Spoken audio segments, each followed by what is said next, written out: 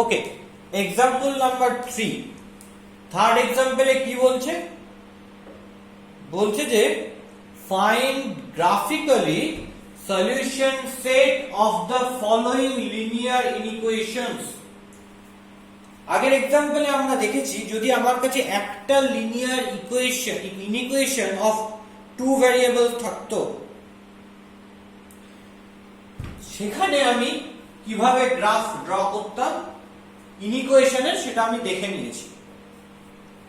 এবার যদি more than one inequation থাকে of two variables X and Y, তাহলে কিভাবে গ্রাফ ড্র করব? Let's see about. প্রথমে আমাকে করতে হবে প্রত্যেকটা ইনইকুয়েশনের করেসপন্ডিং ইকুয়েশন। তাহলে corresponding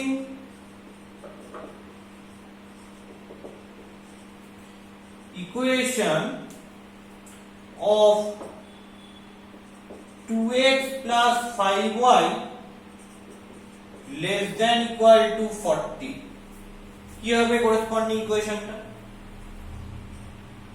2x plus 5y equal to 40 হবে। তাহলে এটাকে ড্র করতে হবে। Similarly corresponding equation of x plus y less than equal to 11 কি হবে এটা? x plus y equal to 11। আচ্ছা, corresponding equation of x greater than equal to 0 কি হবে? x equal to 0। R corresponding equation of y greater than equal to কি হবে? 0 is y equal to। তাহলে এই চারটে হচ্ছে corresponding equation of this linear inequation। এই লিনিয়ার ইনইকুয়েশনের corresponding ইকুয়েশন হচ্ছে এই চারটে। তাহলে এই চারটেকে আগে ড্র করতে হবে। আমি বলেছি যে পয়েন্ট ধরে নিয়ে ড্র করা কিন্তু যাবে না, তাই জন্য কি করব, আমি ax by = c এই ফর্মে যে স্ট্রেট লাইনের ইকুয়েশন গুলো রয়েছে সেগুলোকে কনভার্ট করব। কনস্ট্যান্ট টার্মকে প্রথমে ইকুয়াল সাইনের রাইট সাইডে নিয়ে আসব, সেটা দিয়ে ডিভাইড করে কনস্ট্যান্টকে 1 করব। After that x and y এর কোএফিসিয়েন্টকে 1 করতে হবে। সেটা কিভাবে সম্ভব? ফার্স্টে আমি 2x plus 5y equal to 40 টা দিই। প্রথমে এটাকে 1 করতে হবে, তাই ডিভাইড করে দিলাম। 2x by 40 plus 5y by 40 equal to 1। Divide করলে কি আসে? x by 20 plus y by 8 equal to 1 পেয়ে গেলাম। এবার এটাকে করতে হবে x plus y equal to 11, divide করে দিই। x by 11 plus y by 11 equal to 1। R তারপরেরটাতে x equal to 0 রয়েছে, সিম্পলি y equal to 0 রয়েছে। এবার আমাকে গ্রাফিক্যালি জিনিসটা প্লট করতে হবে। ফার্স্ট আমি কি করব? ফার্স্ট আমি x অ্যাক্সিস আর y অ্যাক্সিস এঁকে নিই।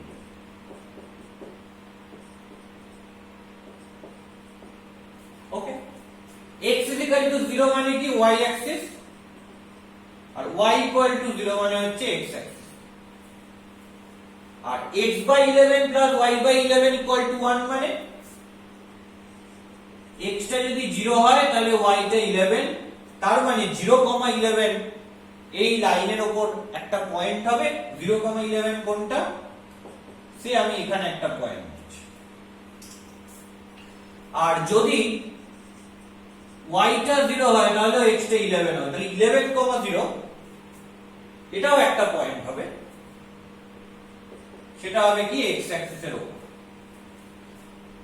এবং এই দুটো পয়েন্ট যে পেয়েছি 0, 11 আর 11, 0,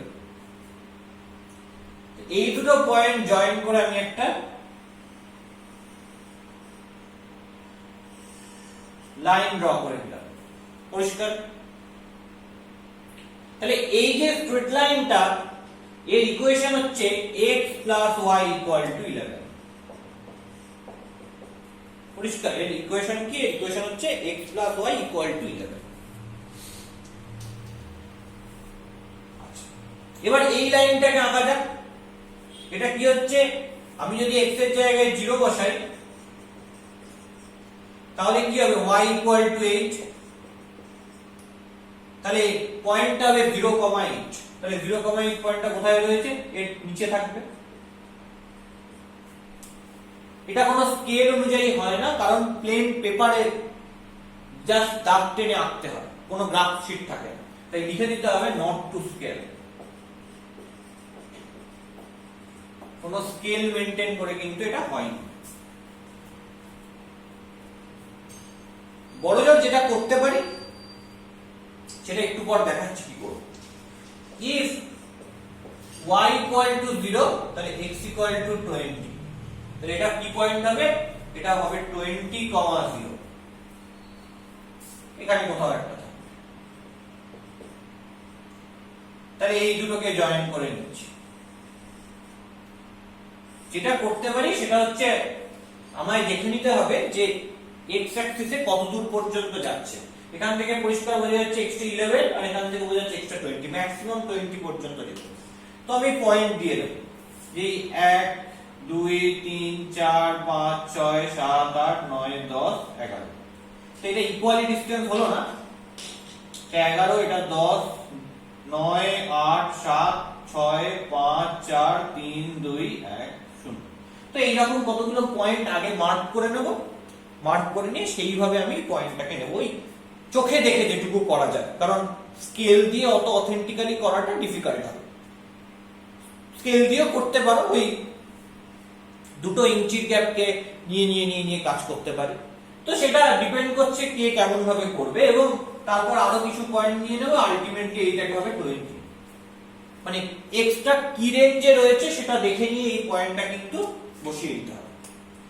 আর ওয়াইটা কি রেঞ্জে রয়েছে, এখানে 11 আর এখানে 8, তার মানে ম্যাক্সিমাম 11 পর্যন্ত যেতে পারে। তো আমি এদিকে 11 পর্যন্ত দাগ দিয়ে দিলাম, তাহলে এটা হয়ে যাবে। এবার আসি, এটা তো ইকুয়েশন হয়ে গেল, x + y = 11 এটা, আর 2x + 5y = 40 এইটা। এইবার গল্পটা হচ্ছে যে ইনইকুয়েশন গুলো মানেই হচ্ছে, তোমরা জানো যে একটা রিজিয়ন, আর এখানে যেহেতু লেস দ্যান ইকুয়াল টু রয়েছে, তাই রিজিয়নে যেমন পয়েন্টগুলো থাকতে পারে সলিউশন, তেমনি কার্ভের উপরও কিন্তু, মানে স্ট্রেট লাইনের উপরও কিন্তু পয়েন্টগুলো থাকতে পারে। যদি স্ট্রিক্টলি লেস দ্যান হতো আর স্ট্রিক্টলি গ্রেটার দ্যান হতো তাহলে কিন্তু কার্ভের উপর থাকতো না। কিন্তু এখানে যেহেতু লেস দ্যান ইকুয়াল টু রয়েছে, তাই কার্ভের উপর থাকতে পারে। তো যখন ইকুয়ালিটি থাকবে তখন কার্ভের উপর থেকে আমায় অ্যারোগুলো দেওয়া শুরু করতে হবে। যখন ইকুয়ালিটি থাকবে না তখন আমি কি করব, কার্ভ থেকে একটু সরে গিয়ে অ্যারোগুলো দেব। এই ডিফারেন্সটা করতে হবে। আগের প্রবলেমটা আমি এই ডিফারেন্সিয়েটটা করিনি, কিন্তু এই প্রবলেম থেকে আমি এই ডিফারেন্সিয়েটটা করলাম। তাহলে এটা দেখা যাবে যে কি করে আমি অ্যারোগুলো দেব। ধরো এটা লিখতে হবে, কি লিখবো, যে putting x = 0 and y = 0 in this inequation. So at first erase করছি এটা,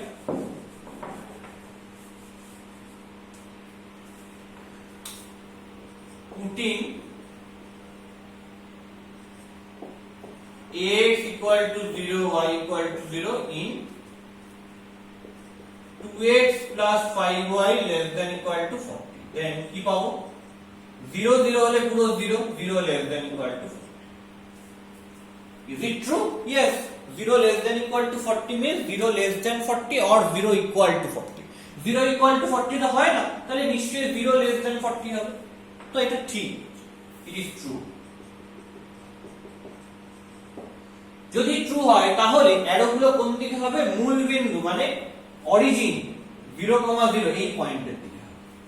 কার রেসপেক্টে, এই লাইনটার রেসপেক্টে। তার মানে অ্যারোগুলো আমি কিভাবে দেব, এখানে যেহেতু ইকুয়ালিটি রয়েছে তাই এই কার্ভের উপর থেকে অ্যারোগুলো দেবে।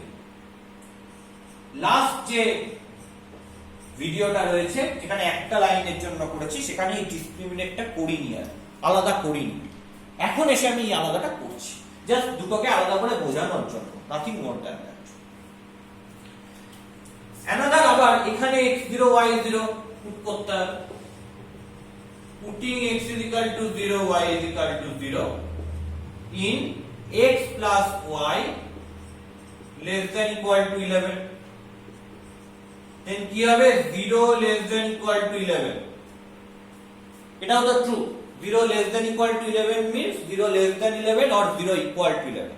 0 equal to 11 হতে পারে না, তাহলে 0 less than 11 হবে। it is true। তাহলে ট্রু হলে অ্যারো গুলো কোন দিকে হবে? মূল বিন্দু মানে 0 0 এর দিকে হবে। তাহলে এবং এখানে লেস দেন ইকুয়াল টু রয়েছে, ইকুয়ালিটি হোল্ড করছে, তাহলে এই রকম ভাবে আমি অ্যারো গুলো পাবো। এইবার গল্পটা হচ্ছে আরো দুটো জিনিস রয়েছে। কি কি রয়েছে? একটা হচ্ছে x equal to 0 y equal to 0, এটা অলরেডি ড্র করে ফেলেছি। এখানে দেখো বলেছে x greater than equal to 0, তার মানে x টা 0 বা 0 এর থেকে বড়। তার মানে x টা 0 বা 0 এর থেকে বড় মানে কোন দিকে? এইদিকে। আর y টা 0 বা 0 এর থেকে বড় মানে কোন দিকে? এই দিকে। তার মানে যা কিছু সলিউশন হবে সব কোথায় হবে? এই ফার্স্ট কোয়াড্রেন্টের মধ্যে। কোথায় হবে? ফার্স্ট কোয়াড্রেন্টের মধ্যে হবে, যেখানে x greater than equal to 0 and y greater than equal to 0। তাহলে লিখে দিতে হবে since x greater than equal to 0 and y greater than equal to 0, so solution region must lies in first quadrant। So solution region must lies in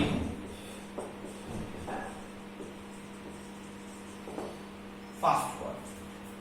তাহলে solution রিজিয়নটা কোথায় হবে? সলিউশনটা রিজিয়নটা লাই করবে first quadrant. তাহলে দেখো ফার্স্ট কোয়াড্রেন্টে সলিউশন রিজিয়নটা তাহলে কি হবে? যেখানে একটা ইনইকুয়েশন অফ টু ভেরিয়েবলস ছিল, সেখানে এই যে অ্যারোগুলো, সেই অ্যারোগুলো একটা ছিল, তো সেখানে তো বেসিক্যালি কোনো প্রবলেম ছিল না, তাই না? কিন্তু এখানে দেখো দু রকমের সেট অফ অ্যারোস হয়ে গেছে, একটা এইদিকে অ্যারো হয়ে গেছে এবং একটা এইরকম ভাবে অ্যারো হয়ে গেছে। তো দু রকমের সেট অফ অ্যারোস হবার জন্য যেটা ম্যাটার করছে, দেখতে হবে এদের কমন অ্যারো কোথা দিয়ে যাচ্ছে। কোথা দিয়ে কমন অ্যারো যাচ্ছে? দেখো এই পোরশন বরাবর যদি দেখতে থাকি, তাহলে এইখানে কমন অ্যারো যাচ্ছে, কমন অ্যারো গেল, কিন্তু এইটার পর আর এদিকে কিন্তু কমন অ্যারো যাবে না। কেন যাবে না? কারণ এইদিকে যদি চলে যায় তাহলে এইদিকে সিঙ্গেল এই লাইনটার উপর অ্যারো থাকছে, এই লাইনটার উপর অ্যারো গুলো কিন্তু এদিকে থাকছে না, এই রিজিয়নটায় থাকছে না। কোন রিজিয়নে থাকছে? এই রিজিয়নে। তাহলে অ্যারো গুলো কি হবে? তাদের মোটিভ চেঞ্জ করে নেবে, এই রিজিয়ন বরাবর চলবে। তার মানে সলিউশন রিজিয়ন কোনটা? এই যে ব্ল্যাক মার্ক অংশ, সেইটা সলিউশন। এবার আরেকটা কথা, এখানে বলেছে সলিউশন রিজিয়ন সবসময় লাই করবে ফার্স্ট কোয়াড্রেন্টে। তাহলে এইগুলো যেগুলো রয়েছে এগুলো কোন কোয়াড্রেন্টে রয়েছে? এটা সেকেন্ড, কিছু থার্ড, কিছু ফোর্থ, ওগুলোর সলিউশন থাকবে না। তাহলে সলিউশনটা কোন জায়গায় হবে? সলিউশনটা হবে স্ট্রিক্টলি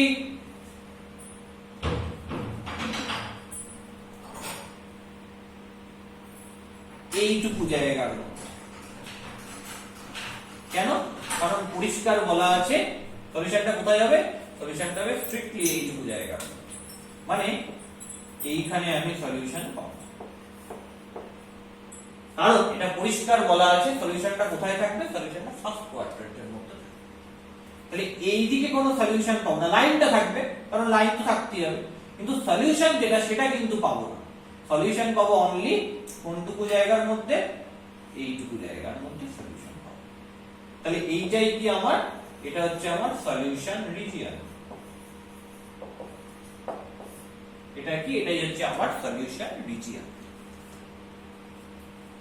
পরিষ্কার? তো এইভাবে আমাদের গ্রাফিক্যালি সলিউশন রিজিয়নটা প্লট করতে, এবং লাস্টে লিখে দিতে হবে যে shaded region is solution region of this given system of linear equations. কি লিখতে হবে? This shaded region is solution region of this given system of linear inequations। এটা লিখে দিতে হবে। তো এই হচ্ছে basically more than one linear equations of two variables থাকলে তাদেরকে কিভাবে সলভ করতে হয় সেই। মোটামুটি এই ধরনের যে প্রবলেম, এই প্রবলেম প্রতিবার এক্সামে থাকেনি। তো এই ধরনের প্রবলেমের উপর আমাকে কনসেন্ট্রেট করতে হবে যাতে এই ধরনের প্রবলেমগুলো সলভ করা যায়। এবং সবথেকে বড় কথা হচ্ছে খুব সঠিকভাবে গুছিয়ে লিখতে হবে, যেমন করে এখানে লেখা হয়েছে সেইভাবে লেখাটা খুব দরকার। ওকে।